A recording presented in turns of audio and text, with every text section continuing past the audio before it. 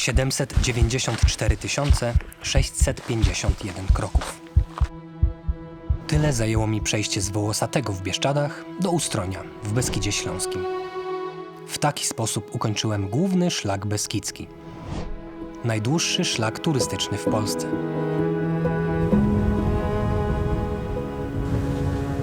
Jego długość to mniej więcej 500 km, a w czasie marszu trzeba dodatkowo pokonać blisko 22 000 metrów przewyższeń. To tak, jakby z bazy pod Everestem wejść na wierzchołek i z powrotem. 6 razy. W czasie tych kilkunastu dni przeszedłem przez kilka pasm górskich. Odwiedziłem dziesiątki miejscowości i wszedłem pewnie na setki szczytów.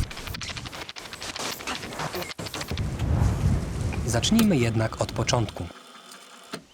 Podobno z wszystkich tych 794 651 kroków najtrudniejszy jest ten pierwszy.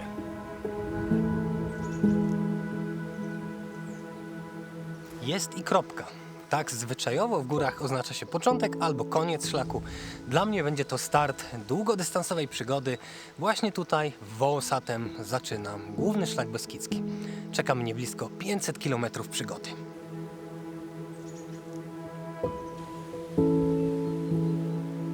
Główny szlak beskidzki można przemierzać w obu kierunkach, ale ja na start celowo wybrałem Wołosatę. Może zadecydował sentyment, ale to właśnie tutaj, w Bieszczadach, zaczęła się kiedyś cała moja fascynacja górami. Cel początkowo wydawał się bardzo prosty. Postawić tak dużo kroków, by w końcu dotrzeć do odległego o blisko 500 km Ustronia. Zaczęły się podejścia, zaczęły się góry. I to nie byle jakie, bo właśnie wchodzę na Rozsypaniec. W zasadzie mój pierwszy szczyt na trasie całego głównego szlaku beskidzkiego. I to od razu nie byle jaki. I tak zaczęła się ta przygoda. Nie byle jakie były też widoki. Szum traw i poczucie, że jest się gdzieś na krańcu świata. Bieszczady szybko pozwoliły odetchnąć pełną piersią. Z tym oddechem jednak, tak szczerze, to bywało niekiedy bardzo różnie. Kto by to mógł przypuszczać przed wyjściem z domu, że tu takie podejścia będą? Kto mógł to przewidzieć przed wyjściem z domu?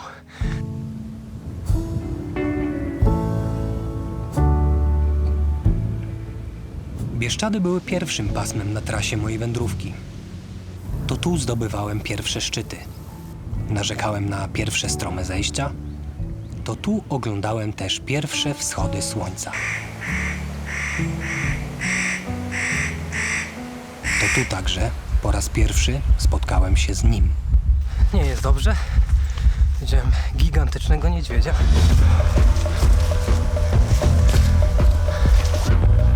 Halo!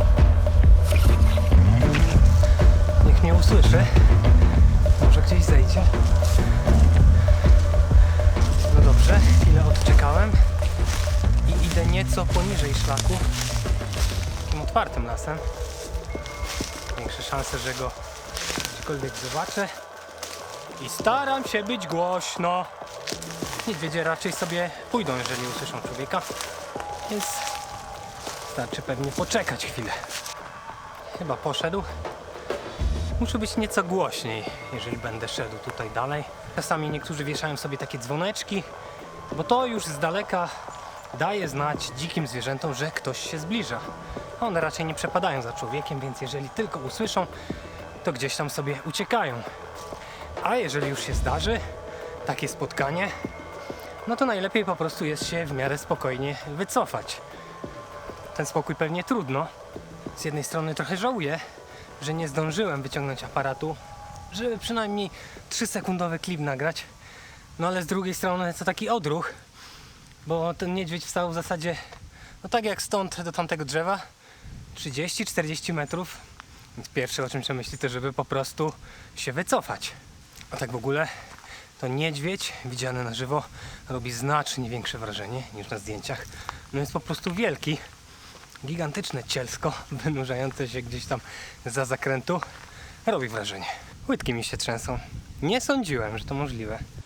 Drżenie łydek to jednak nic, co mogłoby mnie powstrzymać przed dalszą drogą. Od tego jednak momentu postanowiłem się upewniać, kto kryje się za zakrętem. Mam teraz drobny opór przed wchodzeniem w takie ścieżki. Halo? Pierwsze 4 dni mojego przejścia głównym szlakiem beskidzkim były wspaniałe. Zacząłem Wołosatem i przez Rozsypaniec, Halicz oraz Przełęcz Goprowską dotarłem do Tarnicy. I chociaż sam główny szlak beskidzki omija ten szczyt, to jak to tak nie wejść na najwyższą górę polskiej części Bieszczadów? Wyobraźcie sobie, że górę wyższą od Tarnicy spotkam dopiero za mniej więcej 380 km, jeżeli dobrze liczę. Etap ten był przyjemnym otwarciem całej przygody. Zejście przez szeroki wierch obfitowało w widokowe wrażenia, co zaskakująco miało też i wady. Ładny ten las, ale jak się naoglądałem na samym początku takich widoków, to teraz wszystko jest takie... Z Ustrzyk Górnych udałem się kolejnego dnia w kierunku 2 pięknych i popularnych połonin. Na Caryńską podchodziłem o świcie, co samo w sobie miało masę uroku. Ponad granicą lasu Bieszczady znowu czarowały widokami. Tak można wędrować. Tam za moimi plecami widać otoczenie Tarnicy i szeroki wierch, który sprowadził mnie wczoraj do Ustrzyk. No jak się tak zerknie w tamtą stronę, to wydaje się, że kawał drogi.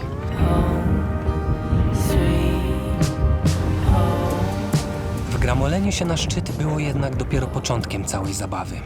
Chwilę później całą tę wysokość musiałem oddać, by następnie wejść na kolejną z połonin, Wetlińską.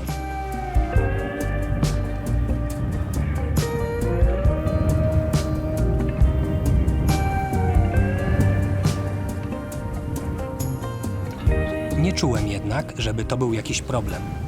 Kolejne kroki w takich okolicznościach stawiały się same. Gdyby tylko wstawanie szło mi tak samo dobrze. No dzień dobry. Która to godzina?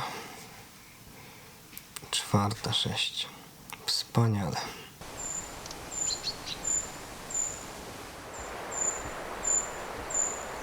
Pobudka o 4:00 nad ranem pozwalała przez długi czas cieszyć się górami w samotności.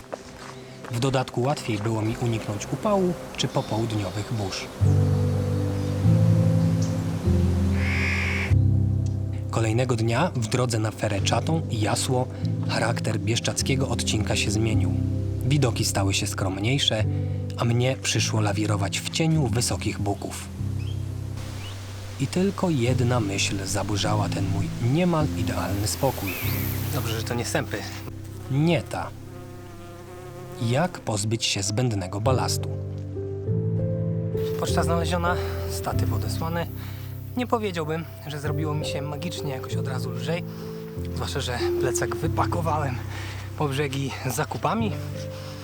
No ale skoro i tak go nie używam, albo jest to problematyczne, bo bardzo wszystko wydłuża, no to niech jedzie sobie do domu. Waga bazowa mojego plecaka wynosiła odcisnej niecałe 3,5 kg. Do tej wagi doliczyć trzeba oczywiście aparat, a przede wszystkim wodę i przekąski. Plan wykonany, a dalsze pomysły na spędzenie dnia obejmują już tylko wypoczynek i obijanie się, bo od jutra czekają mnie dłuższe odcinki. No i pranie oczywiście, no bo piorę sobie na bieżąco, ale wydaje mi się, że trzeba będzie też odświeżyć trochę spodnie.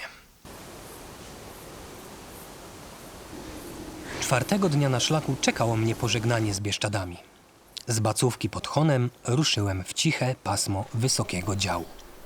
To tutaj, po wielu godzinach marszu wśród drzew, mózg zaczął podpowiadać mi nowe zabawy. I wymyśliłem sobie taki pojedynek. Czy na szlaku spotkam więcej widoków, więcej punktów widokowych, czy więcej turystów? Jak już pod szczytem Wołosania uniknąłem niedźwiedzia. Rzecz jasna. Po tamtej stronie pokazał się pierwszy widok tego dnia. Będę liczył i takie nawet. Mówcie co chcecie, ja to zaliczam jako drugi widok.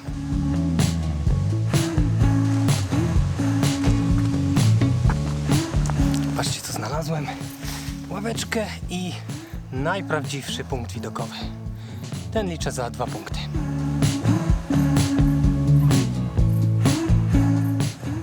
Pojedynek ostatecznie wygrali turyści, ale szukanie na grzbiecie śladów Wielkiej Wojny i samotny marsz przez niemal pusty las były naprawdę ciekawe. A to dla odmiany były chyba ślady wilka? Innych zwierząt już nie spotkałem. Nie bezpośrednio. Coś w okolicy rzeczywiście się przechadza, ale nie sprawdzę, czy ciepłej, czy niedawno. Turyści przewagę zdobyli dopiero pod koniec etapu, w okolicach Jeziorek Duszatyńskich. Jest i on, rezerwat przyrody Zwiezło, w którym znajdują się jeziorka duszatyńskie. I to pewnie ta nazwa bardziej przemawia do powszechnej wyobraźni. A dlaczego rezerwat Zwiezło? No bo wzięło i zwiezło. Kawał góry konkretnie. Ponoć huk tego wydarzenia był tak głośny, że mieszkańcy pobliskiego Duszatyna myśleli, że nadchodzi koniec świata. Świat się nie skończył. Powstało za to kilka nowych jeziorek osuwiskowych. Przetrwało wstępnie 3, ale do naszych czasów zachowały się 2. To jest zagadka, dlaczego tak było. Ano, hrabia Potocki postanowił łowić w jednym ze stawów ryby poprzez spuszczenie z niego wody. 4 pierwsze dni na szlaku były relaksujące. W drodze z Wołosatego do Komańczy pokonałem 94 km i niemal 1500 pięter w pionie. Kolejne dni zwiastowały zupełną zmianę charakteru wędrówki. Jest znak, na który tyle czekałem. Informuje mnie, że gdy tylko przekroczę ten mostek nad Osławą, to pożegnam Karpaty Wschodnie i znajdę się w Karpatach Zachodnich, co oznacza, że oficjalnie po tych 4 pierwszych dniach mogę pożegnać już Bieszczady. Gościły mnie wspaniale. Udaję się właśnie w kierunku Beskidu Niskiego i mam nadzieję, że będzie podobnie gościnny. No, niech będzie przynajmniej pogodny.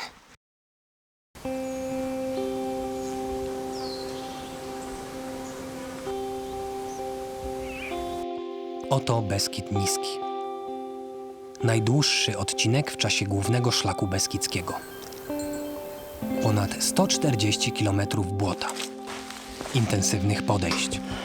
Śladów historii i zdjęć do albumu z krowami.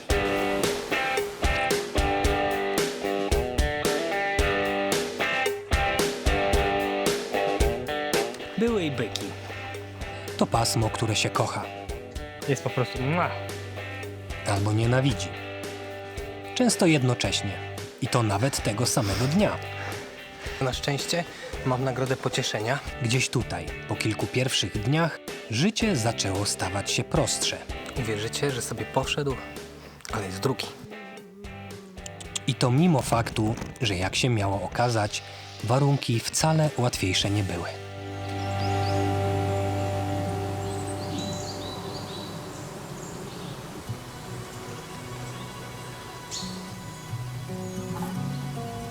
Pierwszy etap z Komańczy, położonej na granicy Bieszczadów i Beskidu Niskiego, aż do Rymanowa-Zdroju, minął mi wspaniale. Piękne łąki, ślady historii, widoki, cichy las i jakiś taki sielski klimat. Zatrzymać mogło mnie już tylko jedno. Nie niedźwiedzie, nie strome podejścia, a postrach wędrowców. Asfalt. Zeszło się tak dosyć przyjemnie do momentu, kiedy nie pojawił się ten asfalt. Nawet nie wiecie, jaką ulgę poczułem, gdy po tych niemal 7 kilometrach doczłapałem do bazy namiotowej w Wisłoczku. Już tylko 370 km do Ustronia, ale to leci.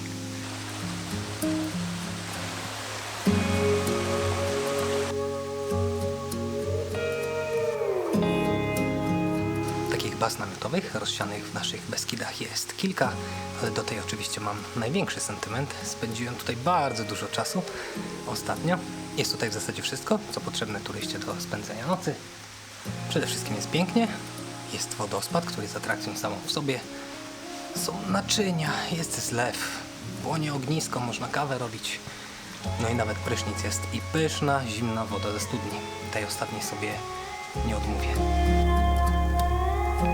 Było więc co świętować w znanym ze swych wód mineralnych Rymanowie-Zdroju. Wiem, że w okolicy jest też rozlewnia i produkują chyba taką znaną tutaj celestynkę. I jeżeli uda mi się ją dostać w sklepie, to będzie moja nagroda za ten dzisiejszy trud. A jeżeli jeszcze trafię na taką z lodówki, to ach. Nie wiedziałem jednak wtedy, że i samo pasmo ma ochotę nieco podkręcić wyzwanie. No to do następnego. Drugiego dnia wyruszyłem o świcie z Rymanowa-Zdroju do Iwonicza-Zdroju. Dalej niż bliżej? No wiecie co? Ktoś umie tutaj pocieszyć piechura. Tam zaczął się asfalt, a chwilę później rzecz jeszcze straszniejsza niż on. Asfalt i deszcz. Nie udało się dotrzeć do lasu przed deszczem.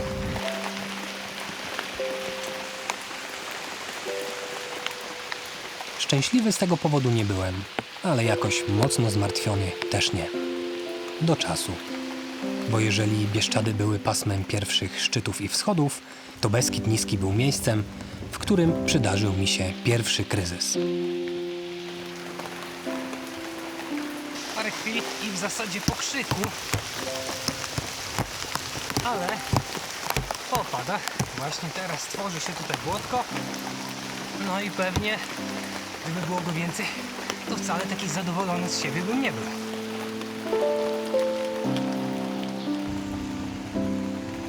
Szlak prowadził przez charakterystyczną Cergową. Następnie ruszyłem w kierunku pustelni świętego Jana z Dukli. Ustał.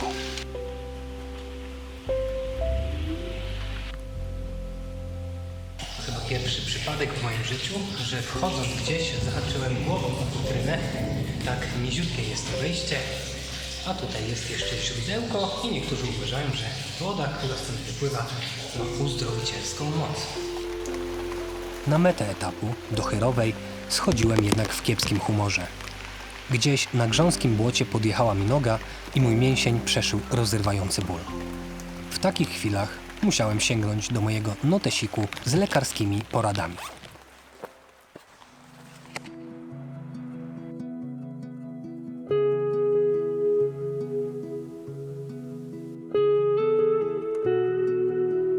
Odcinek przez Beskid Niski znany jest z kilku rzeczy. Postrachem mojej nogi mogły się jednak okazać krótkie, ale strome i intensywne podejścia, których tam nie brakuje. Żałuję, że nie jest prawdziwy, ileż to musiałoby mieć witamin. Pierwsze z nich prowadziło na szczyt o złowrogo brzmiącej nazwie. Zanim się rozprawię z kolaninem, albo on z moimi kolanami, raz na zawsze, jeszcze taki asfaltowy odcinek. Idę tak powoli, że zegarek pokazuje mi prędkość 0. W obiektywie niestety nigdy nie widać tego nachylenia terenu, ale no...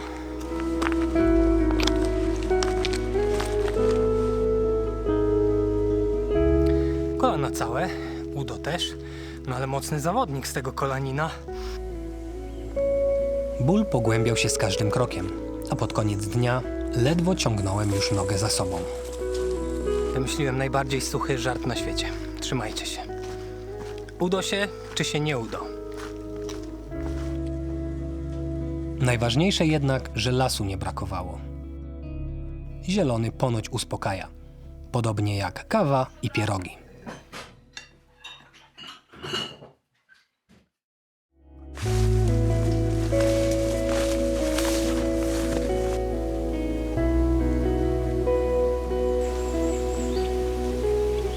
Przed sobą 2 duże pieski i nie jestem optymistą co do dalszego przejścia, ale zobaczmy. Spłoszył się, uciekł. To wtedy pomyślałem, że może i skarpety powinienem prać codziennie. Po kilku dniach upartego stawiania kroków nie myśli się już o celu, który jest gdzieś na końcu. Celem staje się każdy kolejny krok. Takim tempem się poruszam, kiedy nagrywam każde kolejne drzewo po drodze. W końcu to on jest źródłem całej przygody. Skrywać się ona może za wzniesieniem, zakrętem czy w pięknie oświetlonym lesie. albo w zupełnie niepozornym sklepie. Zdawałoby się gdzieś na końcu świata. Dziwnie ciężki plecak mi się zrobił po tych zakupach, ale na szczęście mam nagrodę pocieszenia przed tymi 2 kolejnymi podejściami. Planem na dalsze przejście stał się więc brak planu. Iść, jeść, spać, powtórzyć. Na ile jednak pozwoli mi noga? To chyba najkrótsze ujęcie w dziejach internetu, ale spotkałem jelenia. Niestety go spłoszyłem. Może to te skarpety? Nie miało to znaczenia. W Beskidzie Niskim czekały na mnie jeszcze 2 ciekawe podejścia. Pierwsze na rotundę. Wow. Na żywo wygląda niesamowicie. To cmentarz numer 51 na rotundzie autorstwa słowackiego architekta Duszana Jurkowicza, zwanego też poetą drewna, co pewnie łatwo sobie teraz uzmysłowić. Obiekt ten jest jednym z najpiękniejszych cmentarzy pierwszowojennych na obszarze dawnej Galicji Zachodniej. Po 1915 roku wzniesiono ich blisko 400, żeby godnie pochować i upamiętnić ofiary jednej z najbardziej znaczących bitew I wojny światowej, czyli Bitwy Gorlickiej. Miłośnicy historii, szukania śladów przeszłości na pewno będą mieli w Beskidzie Niskim co robić, a ja powoli zmierzam w stronę Regietowa, bo tam kolejny przystanek na trasie mojej dzisiejszej wędrówki. W tamtejszej bazie namiotowej nie rozsiadałem się zbyt długo. Moje myśli krążyły już w kierunku nie wypoczynku czy obolałego uda, a żebra. Koziego konkretnie. To właśnie ta góra miała mnie jeszcze postraszyć krótkim, ale stromym podejściem. No kawał góry, nie da się ukryć, a do szczytu jeszcze kawałek.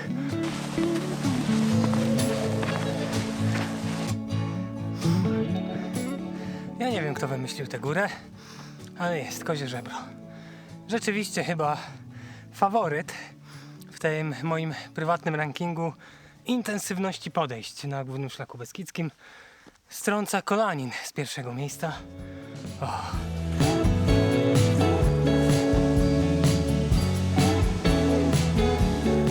To chyba była sarna, bo z daleka wydawała się nieco mniejsza. Ale bez okularów nie jestem w stanie stwierdzić na 100%.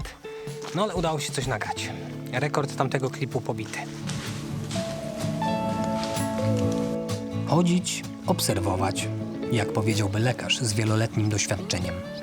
Metoda ta, wspierana wieczornymi masażami, okazała się skuteczna. A ja mogłem realizować romantyczną wizję marszu z plecakiem tam, gdzie poniesie wzrok. Bo dzisiaj nie mam w ogóle żadnego planu. A wszystko przez tę ostatnią kontuzję i bolącą nogę stwierdziłem, że dzisiaj wyjdę z noclegu po prostu i będę szedł przed siebie. Ostatecznie szło mi się tak dobrze, że doczłapałem do Banicy. Tylko 5 kilometrów od granicy z Beskidem Sądeckim. W drodze z Komańczy do Mochnaczki Niżnej pokonałem 141 kilometrów i mniej więcej 5400 metrów w pionie. To jakieś 1800 pięter. Beskid Niski żegnałem w deszczu.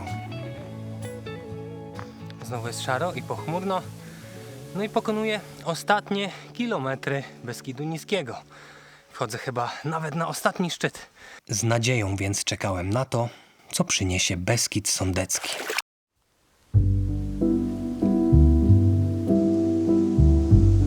Czekało mnie 70 kilometrów wędrówki leśnymi drogami wśród dzikiej niekiedy zwierzyny.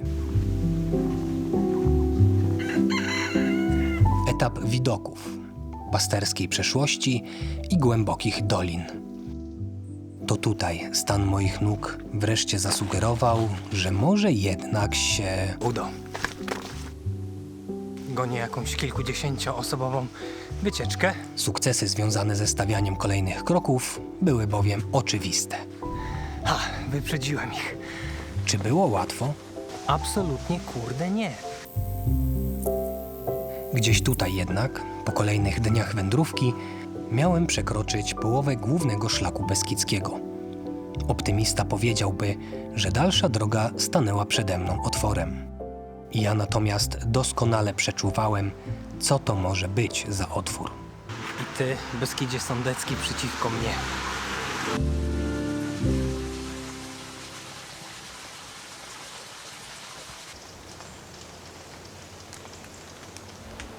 Beskid Niski opuszczałem z nadzieją, że w Sądeckim będzie inaczej. Bez deszczu i bez błota. Po ponad 200 kilometrach wreszcie też odwiedziłem duże miasto.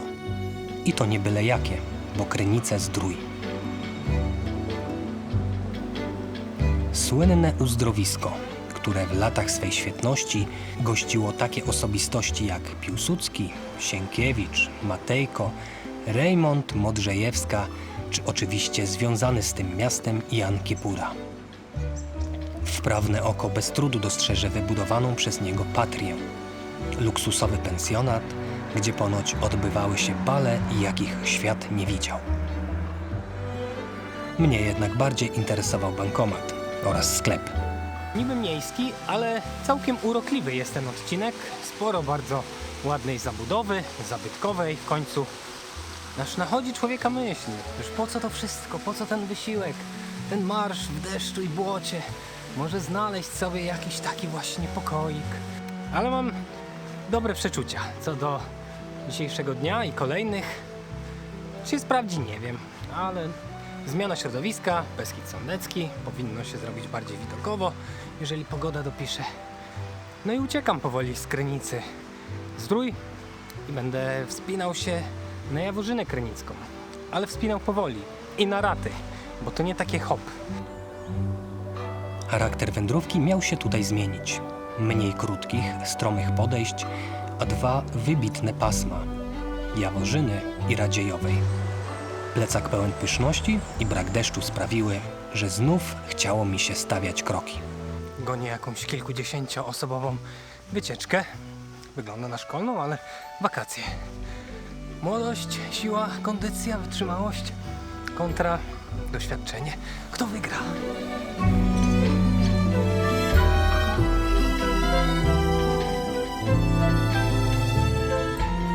Wyprzedziłem ich. Odchodzę teraz, no takim brzydkim odcinkiem, nie oszukujmy się. Zwłaszcza, że trwają tu takie remonty, a takie fragmenty tuż pod kolejką i wagonikami nigdy nie należały do moich ulubionych. No ale szczyt Jaworzyny Krynickiej cały jest taki mocno zagospodarowany, więc jest jak jest. A ci młodzi to ja nie wiem, skąd oni mają siły. Cisną jak szaleni. Skąd się to bierze? Może z ekstra kalorii? Na Jaworzynę Krynicką pognałem z takim entuzjazmem, że nie zauważyłem nawet, że jestem jedyną osobą, która przy 12 stopniach i wietrze paraduje tam w spodenkach.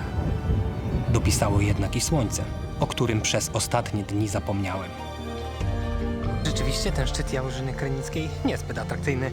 Mocno zagospodarowany, a teraz są jeszcze jakieś remonty i wygląda to tak sobie. To wtedy dotarło do mnie coś ważnego. Połowa całego szlaku już za mną. Od tego miejsca miało być już z każdym krokiem bliżej niż dalej. Dotarłem do Hali Łabowskiej, nocuję dzisiaj w tutejszym schronisku. Co ciekawe, nie jest ono zelektryfikowane, co oznacza, że po pierwsze w pokojach nie ma gniazdek, a po drugie prąd jest pewnie do godzin wieczornych, dopóki działa agregat. Życie na szlaku jest jednak bardzo proste. Po pozastawianiem kolejnych kroków człowiek ma niewiele zmartwień na głowie. Udało mi się znaleźć prąd, podłączyłem baterię, więc na jutro będzie w sam raz. Pokażę wam trochę widoków. Zaraz kawa, żurek, no mówię wam.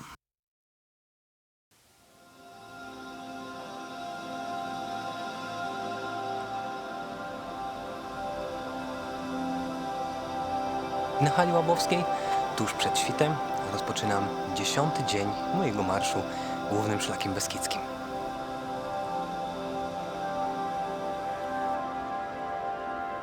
Dziesiąty raz wstałem też o 4 rano i po raz 10 uznałem, że było warto. Mimo że ciągle nie udawało mi się zrobić zdjęcia do corocznego kalendarza. Podobał mi się dotychczasowy marsz przez Beskid Sądecki, ale to ta zachodnia jego część uchodzi za bardziej widokową. Był tylko jeden kłopot. Żeby się tam dostać, trzeba najpierw bardzo nisko zejść. Widoki chwilowo odciągały mnie od tej myśli. No są, wreszcie, po tych 10 dniach, Tatry na horyzoncie, tuż nad pasmem Radziejowej, gdzie właśnie zmierzam i mam nadzieję na znacznie więcej takich widoków, a te mgły w tle w dolinie też niczego sobie. Sprawnie zszedłem w kierunku Rytra i przekroczyłem Poprad, granicę pomiędzy pasmem Jaworzyny a Radziejowej. Zaopatrzony w pyszności, byłem gotowy na największe wyzwanie w czasie etapu. Rytro leży mniej więcej na wysokości 350 metrów nad poziomem morza, a Radziejowa tych metrów ma 1262 albo 66, w zależności od źródeł. No nijak inaczej nie wychodzi niż blisko 900 metrów w pionie. No ale powoli, uparcie. Jeszcze nie było takiego podejścia, którego by upór nie zmęczył.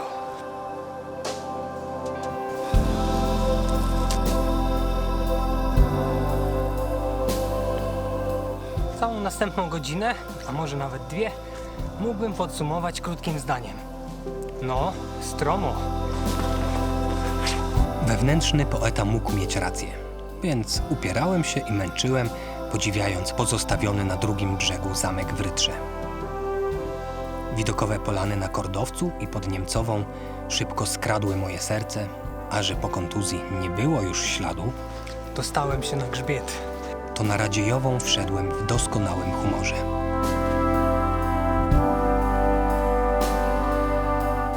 Na to czekałem od samego rana.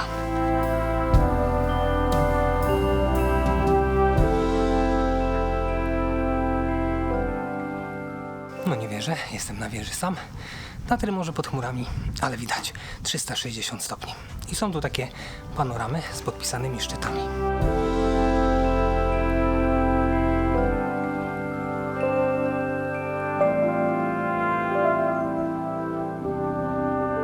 Najwyższy punkt etapu był już za mną.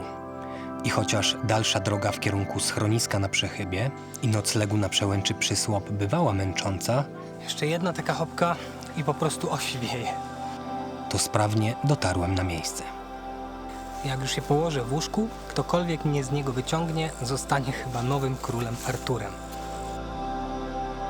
W drodze przez Beskid Sądecki pokonałem 68 km i mniej więcej 3000 metrów w pionie. O poranku miałem już tylko zejść w stronę Dunajca, który stanowił naturalną granicę z kolejnym już pasmem na trasie mojej wędrówki. Oto i Gorce.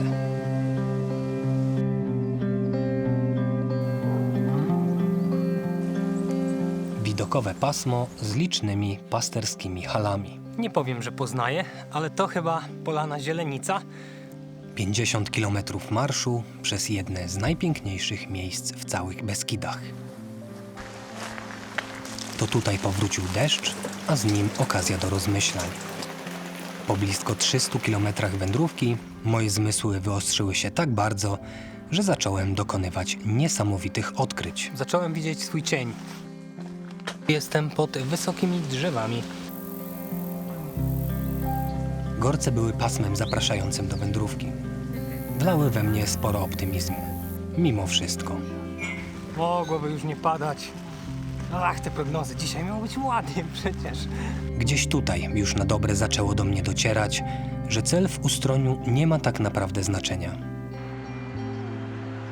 Celem były kroki. Celem była droga.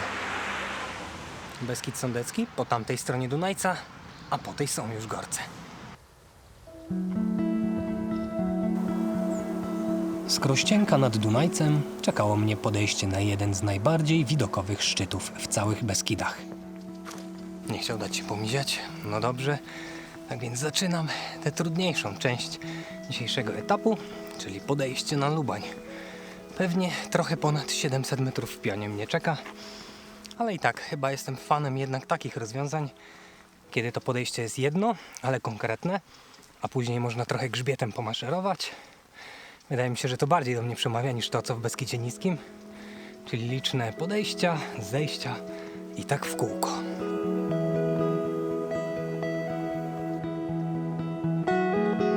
Miałem nadzieję, że widoczne na horyzoncie Tatry będą widoczne nieco bardziej niż poprzedniego dnia na Radziejowej.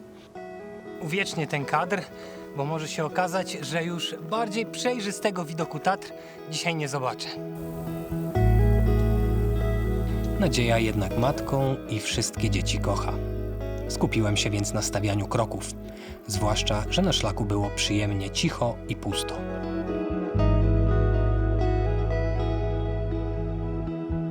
Nie liczę godzin i lat. Była chyba kiedyś taka piosenka, dosyć wiekowa już.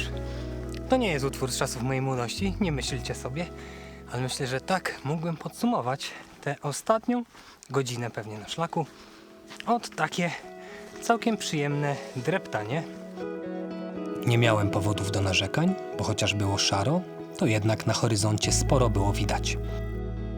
W drodze na szczyt Lubania minąłem jeszcze kolejną, działającą w czasie wakacji bazę namiotową, a chwilę później wdrapywałem się na moją ulubioną, beskidzką wieżę widokową. Rzeczywiście trochę pochmurno, ale i tak sporo da się zobaczyć. Tatry pod chmurami, ale widać grzbiety gorców ciągnący się w stronę Turbacza. Tam powinienem być jutro, jeżeli wszystko dobrze pójdzie. A po tamtej stronie Beskid Sądecki i pasmo Radziejowej. Tam byłem wczoraj. No nie mogę się nadziwić zawsze, kiedy to oglądam, że taki kawał przedreptałem na własnych nogach.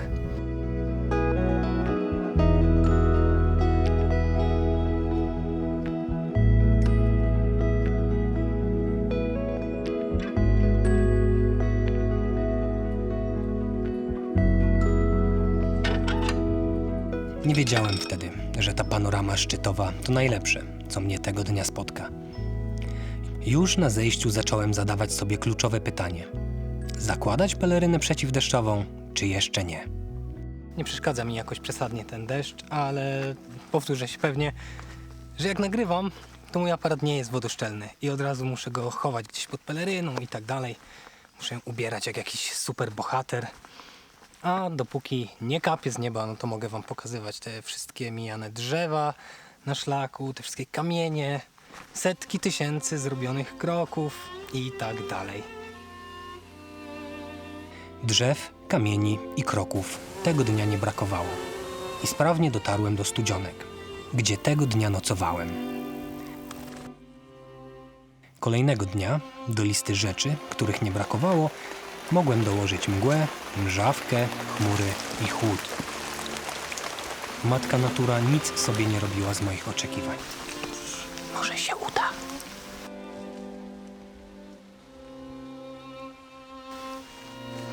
Kiepski ze mnie łowca. Może to rzeczywiście te skarpety?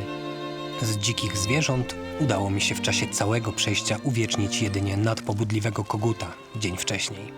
Jeśli do dzikich go zaliczyć. Najpiękniejszy odcinek Gorców mijał mniej więcej tak. Optymiści powiedzieliby, że jest klimatycznie. No i może jest, ale mam nadzieję, że w ciągu 4 godzin mniej więcej się wypogodzi, bo w takim czasie powinienem dotrzeć do Turbacza. Na najpiękniejszej gorczańskiej hali długiej, mogłem pozachwycać się taką panoramą. Wczoraj, kiedy byłem na Lubaniu, to tak trochę marudziłem, że Tatry pod chmurami, ale zorientowałem się, że przecież mogłoby być gorzej, bo nic nie byłoby widać. No to mam. Wykrakałem. Na najwyższym szczycie pasma, Turbaczu, ratować musiałem się już peleryną. Mogłoby już nie padać. Ach, te prognozy. Dzisiaj miało być ładnie przecież.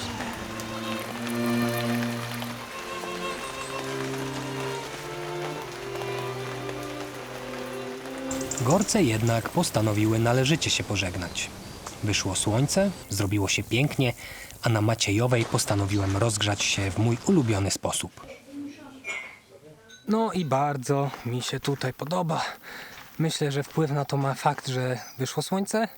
Teraz kierunek Grabka. No jeszcze kofeina krąży w krwi. Same przyjemne rzeczy. Po chwili mój wzrok przyciągała już tylko najwyższa góra na całym głównym szlaku beskidzkim. Jest i Babia Góra, tam w tle, daleko. To będzie najwyższy punkt całego tego mojego szlaku. W drodze przez Gorce pokonałem niecałe 50 km i mniej więcej 2000 metrów w pionie. I chociaż byłoby miło, gdyby pogoda była łaskawsza, to oswoiłem się już wcześniej z myślą, że urok stawiania kroków leży w przygodzie. Z tą myślą ruszyłem w stronę kolejnych wyzwań i czułem w stopach, że łatwo nie będzie.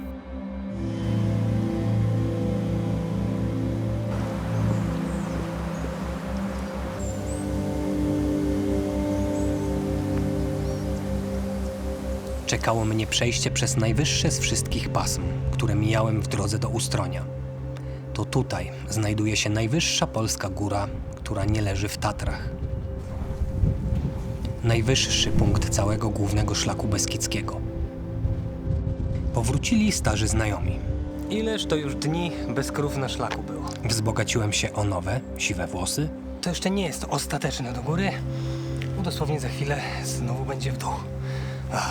Ale dominowało poczucie górskiej beztroski. Nie zabrakło i rozmyślań nad prostotą górskiego żywota. Leżenie i picie kawy. Koniec. To jest moja lista luksusów w czasie tego przejścia głównego szlaku beskidzkiego. Czekało mnie jednak przede wszystkim dużo trudnych kroków.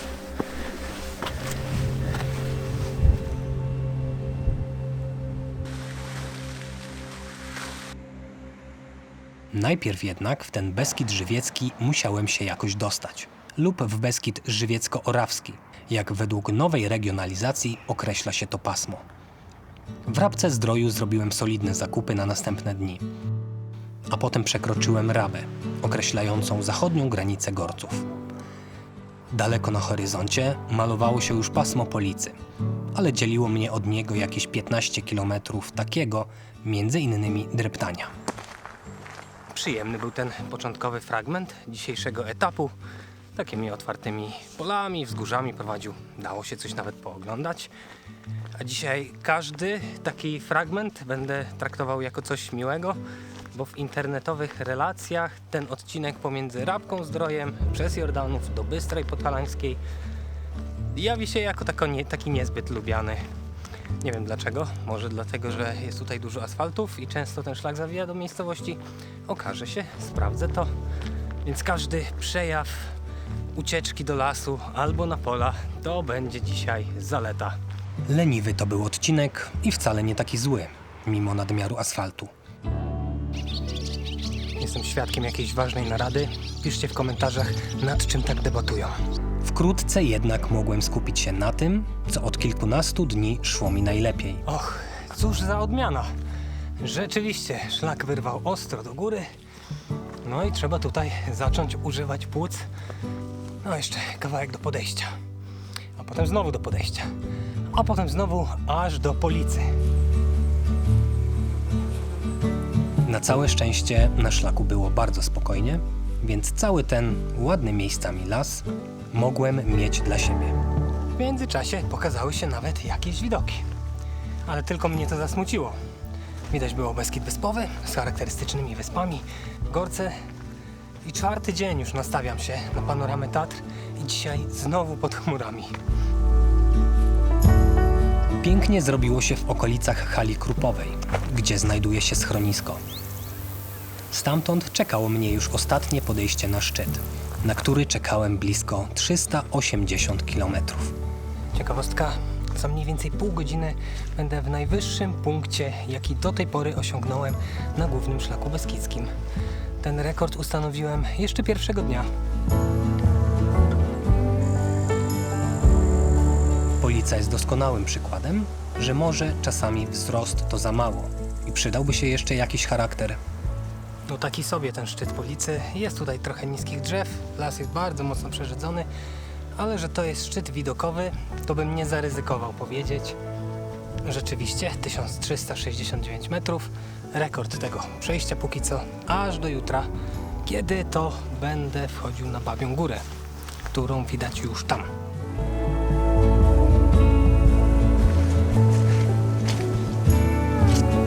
Ten szczyt nie zawsze był nazywany Polica, a Police.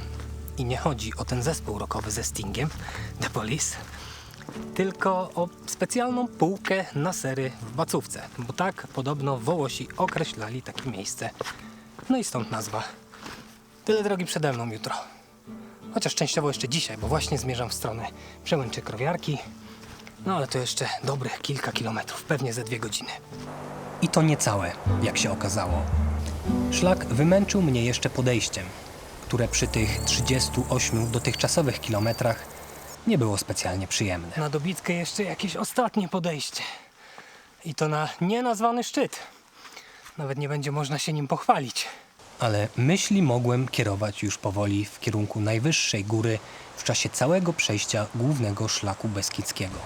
Kolejnego dnia ruszyłem w kierunku Babiej Góry. 1725 metrów nad poziomem morza. Najwyższa polska góra, która nie leży w Tatrach, a po Śnieżce druga najwybitniejsza. No i pięknie, słońce powoli wpada już do lasu. Moje ulubione klimaty. Nie pamiętam już, który raz wstałem o 4 rano, bo wszystkie dotychczasowe dni zaczęły mi się zlewać w jedną wielką rzekę kroków. Podejście jednak mijało sprawnie, a wkrótce mogłem się cieszyć pierwszymi widokami. No rewelacja. Dotarłem na Sokolicę. Przepiękne widoki, bo to światło maluje zbocza. Sokolica w zasadzie jest pierwszym szczytem, licząc od wschodu, w drodze na szczyt Babiej Góry. Chociaż szczyt to może dużo powiedziane, bo Sokolica jest bardziej taką platformą. I nazwana została dlatego, że w XIX wieku gniazdował tutaj ptak. Był to orzeł przedni, ale miejscowa ludność o tym nie wiedziała. Myślała, że to sokół, więc jest Sokolica.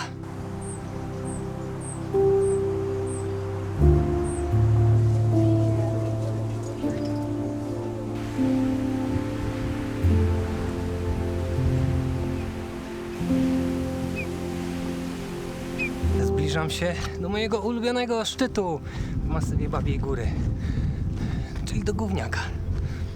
Nazwa ciekawa, przyznajcie, i pewnie wiele osób zastanawia się, dlaczego akurat Gówniak.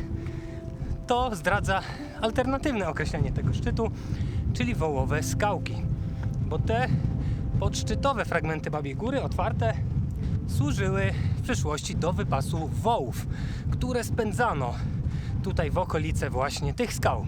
Tam, gdzie dużo zwierząt, tam dużo odchodów, stąd właśnie nazwa. Pewnie sami zauważyliście, ale oczywiście Tatr nie widać. 5. dzień z rzędu, tak więc poddaję się. Koniec. Rzucam całe to chodzenie po górach i nie wiem, będę sadził marchew, cokolwiek. Pogoda była piękna, przestrzeń zachwycała, a z tą marchwią to przecież żartowałem. Stało się też coś niespodziewanego. Miałem teraz taki moment, kiedy mnie w zasadzie zamurowało, bo praktycznie widać już koniec. Jeżeli dobrze patrzę.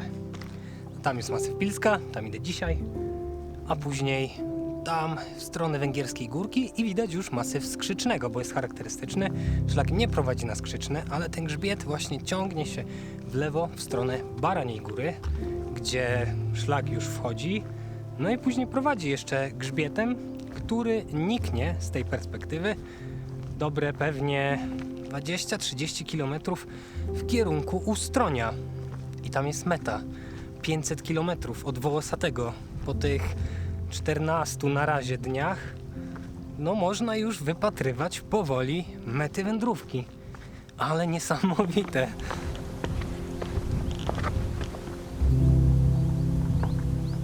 Za mną był już najwyższy punkt całego marszu. Nie oznaczało to jednak, że reszta drogi będzie spacerkiem po parku. Nie mogłem reszty dnia spędzić przy kawie w schronisku. O nie. Czekała mnie solidna charówka. W sumie dobrze, że te schroniska nie są budowane bliżej siebie, bo nigdzie bym nie zaszedł, robiąc sobie tak w każdym przerwę na kawę, ale rzeczywiście przerwa dobrze mi zrobiła.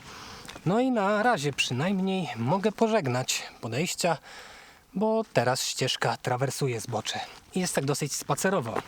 Ale podejść dzisiaj, oj, nie zabraknie, bo cały ten etap to blisko 2100 metrów w pionie i 34 km, więc dosyć konkretnie, dlatego korzystam. Korzystam, że póki co jest spacerowo. Przejście przez Babią Górę było dopiero początkiem tego długiego dnia. Pokazało się Pilsko i położona poniżej szczytu hala miziowa, gdzie dzisiaj nocuję. No i kiedy zerkałem w tamtym kierunku ze szczytu Babiej Góry, to wydawało się to strasznie odległe, takie wręcz nieosiągalne, a tu widzę, że trochę czasu minęło i jest już bliżej. Co nie znaczy, że blisko, dalej kawał drogi. I to kawał dosyć męczący, bo chociaż szlak był ciekawy, to liczne zejścia i wejścia już na dobre przyprawiły mnie o nowe siwe włosy. Do walki z nimi ruszyłem jednak dobrze przygotowany. Odwiedziłem jeszcze bazę namiotową Głuchaczki, prowadzoną przez Studenckie Koło Przewodników Beskidzkich w Katowicach. Dostałem nie tylko wodę, ale i pyszną herbatkę. To jeszcze nie jest ostateczne do góry, bo dosłownie za chwilę znowu będzie w dół. No i nie było tak źle. Kolejny szczyt zdobyty, także śmiało można ruszać w dół, a potem znowu do góry. Nie zgadniecie, ale kolejne podejście, też jeszcze nie to właściwe. Stamtąd przyszedłem, z Babiej Góry właśnie. Przez liczne szczyty i przełęcze sunąłem w stronę mety tego etapu. Na przełęcz Glinne dotarłem w przyzwoitej formie. No dobra, dawać mi te podejścia, tylko nie wszystkie naraz, żebym na jakieś 2 razy nie wszedł. 550 metrów do podejścia. Dużo. Nie wiem, czy to jest motywujące, na zasadzie jeszcze tylko to podejście i nocleg, czy raczej jeszcze to podejście i nocleg. No ale zobaczymy, może będzie coś widać? Nie było. Szlak na halę miziową nie obfitował w widoki. Nawet gdyby obfitował, to w oczach miałem tyle soli z potu, że i tak kierowałem się wyłącznie węchem. Czułem już z oddali schroniskową kuchnię. No i to chyba tyle. Dotarłem do schroniska na hali miziowej. Widoki jakieś są, ale polepsze. Pewnie trzeba by było podejść na Pilsko, a gdybym to zrobił, to GoPro musiałby mnie tam odrywać od trawy. Mija kolejny, 5. już dzień bez ładnego widoku na Tatry.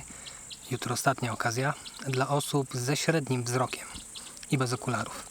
Bo w Beskidzie Śląskim, w kierunku którego będę jutro już szedł, one są trochę dalej i pewnie miałbym kłopot, żeby je dostrzec.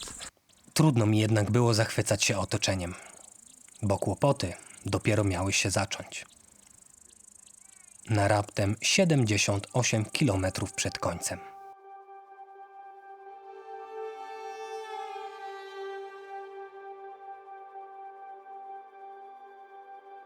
Na skutek pilnego telefonu ostatnie 78 km musiałem pokonać w 2 dni. Nie wiem, czy to był najmądrzejszy pomysł, ale w zasadzie jedyny możliwy. Jeżeli chcę do tego ustronia dotrzeć, To dystans niemal 2 maratonów i blisko 1000 pięter w pionie. Wszystko to po 400 dotychczasowych kilometrach wędrówki. To ten odcinek postawił przede mną finałowe wyzwanie.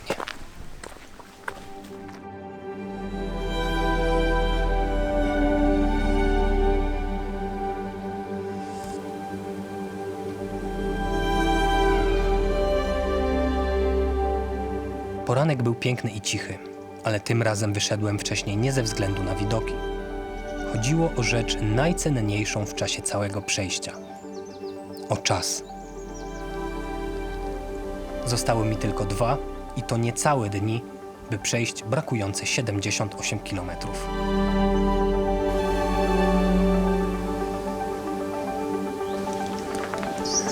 Z hali miziowej ruszyłem przyjemnym szlakiem w kierunku jednego z piękniejszych miejsc w tym paśmie.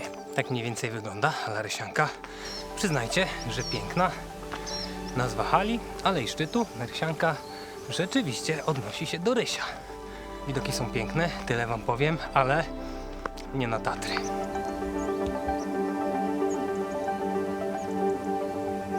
Uroki tego miejsca podkreślała też nieodległa hala Pawlusia, a i samo zejście w kierunku kolejnego miasteczka, Węgierskiej Górki, było momentami ciekawe. A tutaj już dotarłem do takiej osobliwości tego szlaku. Jedyny łańcuch na całym głównym szlaku beskidzkim. Raczej nie jest to jakiś trudny odcinek. Myślę, że po prostu w warunkach kiepskiej pogody jest tutaj ślisko i niekiedy dobrze go chwycić w rękę.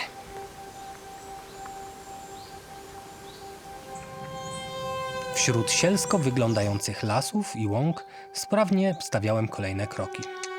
Powoli docierało jednak do mnie, że na samym finiszu mojego przejścia sprawy wyglądają nieco inaczej niż to sobie wyobrażałem. Węgierska Górka miała być metą tego etapu.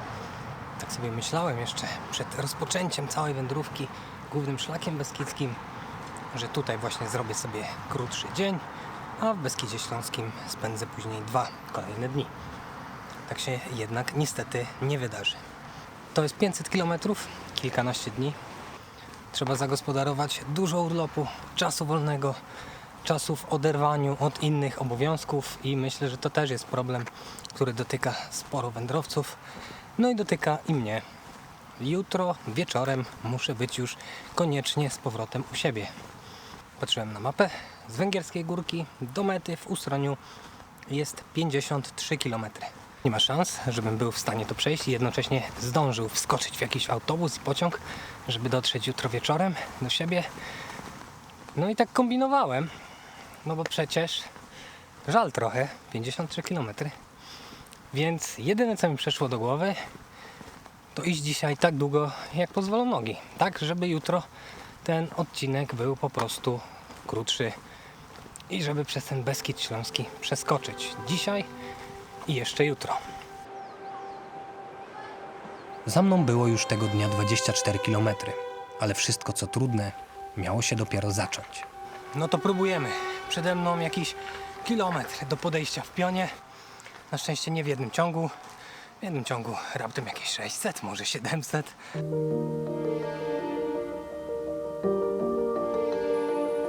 Kiedy zapomina się o celu podróży, a sama droga staje się celem, nawet przedłużające się podejścia przestają być straszne. W końcu to tylko trochę kroków więcej, a przecież to właśnie one były przez wszystkie te dni źródłem moich przygód. Zmęczenie oczywiście zmęczeniem na tych podejściach, ale kurczę, ale tu jest pięknie. To jest Hala Radziechowska. Kroki stawiałem już z dziwną przyjemnością, a że czasami było stromo, upalnie, a na mojej czapce złoża soli pozwalałyby na odkrywkę, nic z tych rzeczy mi nie przeszkadzało, bo wszystko to traktowałem nie jako wadę, ale element przygody. Szokująca informacja, ciągle nie dowierzam. Tam widać Babią Górę. No chyba nie zawodzi mnie pamięć, ja tam wczoraj byłem. A to jest przecież tak strasznie daleko. Tak się przynajmniej stąd wydaje. Czy wczoraj? No wczoraj, tak, bo nocowałem na Miziowej. Wow. Widoki takie jak te przypominały mi, jak wielką moc może mieć niepozorny krok. Przez niezliczone szczyty i przełęcze dotarłem w końcu aż tutaj, uparcie stawiając nogę za nogą. Pod zbocza góry, z której wypływa królowa polskich rzek. W zasadzie podejścia na dzisiaj zakończone. Jestem na Baraniej Górze, a pewnie, jak dobrze wam wiadomo, to właśnie z jej stoków źródła bierze nasza najdłuższa rzeka, Wisła. No i sprawdzałem sobie ostatnio, 1047 km ma, czyli przechodząc ten szlak, główny szlak beskidzki, 500 km, byłbym dopiero w połowie. Chociaż trzeba przyznać, że Wisła w dalszym biegu to raczej taki teren nizinny. To chociaż podejść, takich jak na przykład to, nie byłoby, gdyby człowiek kiedyś zdecydował się przejść wzdłuż niej aż do morza. Ale nie pytajcie, nie mam tego w planach. Ostatnie kilometry tego dnia nie były zbyt przyjemne. Zwłaszcza, że łącznie pokonałem wtedy ponad 43 km i 1700 metrów w pionie. Dramatyczne jest to zejście. To dystans maratonu, w czasie którego pokonać trzeba było prawie 600 pięter w typowym bloku. Zaczynało jednak do mnie docierać, że cała ta wielka podróż może mieć swój finał na mecie w Ustroniu. Pozostał ostatni dzień.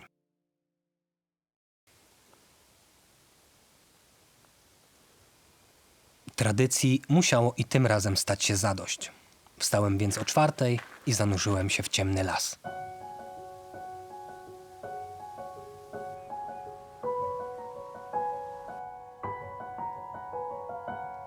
Ten ostatni odcinek to będzie dla mnie spora niespodzianka, bo tej części Beskidu Śląskiego kompletnie nie znam.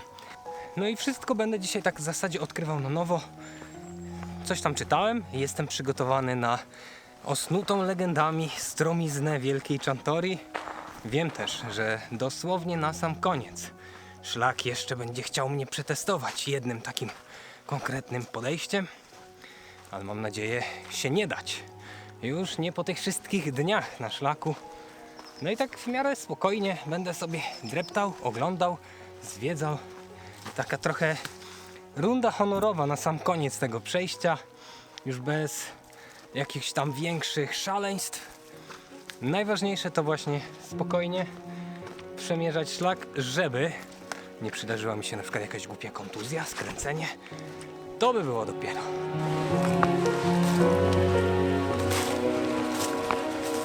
Do mokrych skarpetek zdążyłem przywyknąć w Beskidzie Niskim, więc takie niespodzianki nie były mi straszne. Tego ostatniego dnia zresztą, tak prawdę mówiąc, czułem, że już nic nie byłoby mnie w stanie powstrzymać. Ani ten niedźwiedź, ani ten nadpobudliwy kogut. Za mną było 470 km, a ja czułem się, jakbym dopiero rozpoczynał cały ten marsz. A jednak jeszcze nie. To nie było żadne konkretne podejście. Więc czekam, bo trochę tych przewyższeń dzisiaj mam do pokonania. Oczywiście główna część to pod sam koniec, ale tutaj też coś powinno być. No i tak wyczekuję. Nie zabrakło na tym odcinku ciekawych widoków i pustych, cichych ścieżek. W końcu jednak musiałem zmierzyć się z finałowymi przeszkodami w drodze do Ustronia. Po mojej mowie pewnie szybko poznacie, że właśnie wchodzę na przedostatni szczyt w drodze do Ustronia. Na metę. Podchodzę na Czantorię Wielką i rzeczywiście jest tutaj dosyć stromo, ale podobno to nic w porównaniu z drugą stroną, czyli tym szlakiem, którym ja będę schodził. W opinii wielu osób, które zaczynają szlak właśnie w Ustroniu i idą do Wołosatego, to podejście na sam początek przygody jawi się jako katorga. No i już nie mogę się doczekać, żeby zobaczyć je na własne oczy, tylko że ja będę nim schodził. Co niekoniecznie musi być też banalne. Nie było, ale nie było też jakoś szczególnie źle. Bardziej wystraszył mnie widok, który chwilę wcześniej zobaczyłem z wieży widokowej na szczycie Czantorii. Było widać już z zabudowania Ustronia. Niestety, tak łatwo nie będzie, jak się wydaje, bo trzeba będzie jeszcze przejść po tej wybitnej górze po prawej stronie. To równica. Stromym zejściem rzeczywiście zszedłem więc do Ustronia, ale doskonale wiedziałem, że to jeszcze nie meta. Na sam koniec głównego szlaku beskidzkiego musiałem wykazać się jeszcze kondycyjnymi rezerwami. Nie byłem tym jednak zmartwiony. Ruszam po ostatni szczyt w czasie tych 16 dni wędrówki przez główny szlak beskidzki. Ostatnie podejście w czasie tych 500 kilometrów.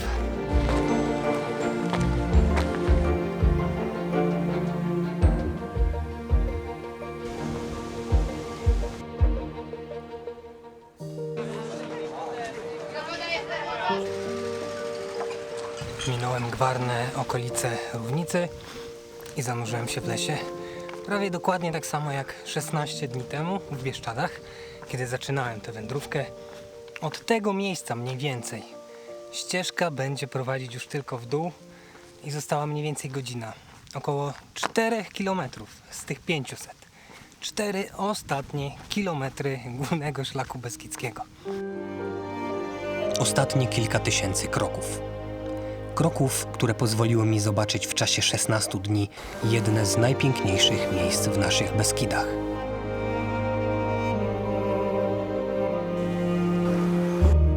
To dzięki nim zachwycałem się Połoninami. To one pozwoliły mi się zanurzyć w klimat Beskidu Niskiego i pokonać go względnie suchą stopą.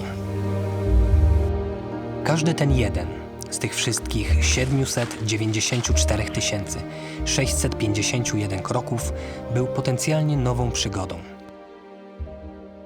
To uparcie stawiane kroki przeprowadziły mnie przez widokowy Beskid Sądecki i nieco mniej widokowe Gorce. Przez pełny zachwytów Beskid Żywiecki i będący dla mnie wyzwaniem Beskid Śląski. I właśnie teraz, tuż przed Ustroniem, dotarło do mnie, że gdy tylko przestanę stawiać kolejne kroki, to cała ta przygoda się skończy.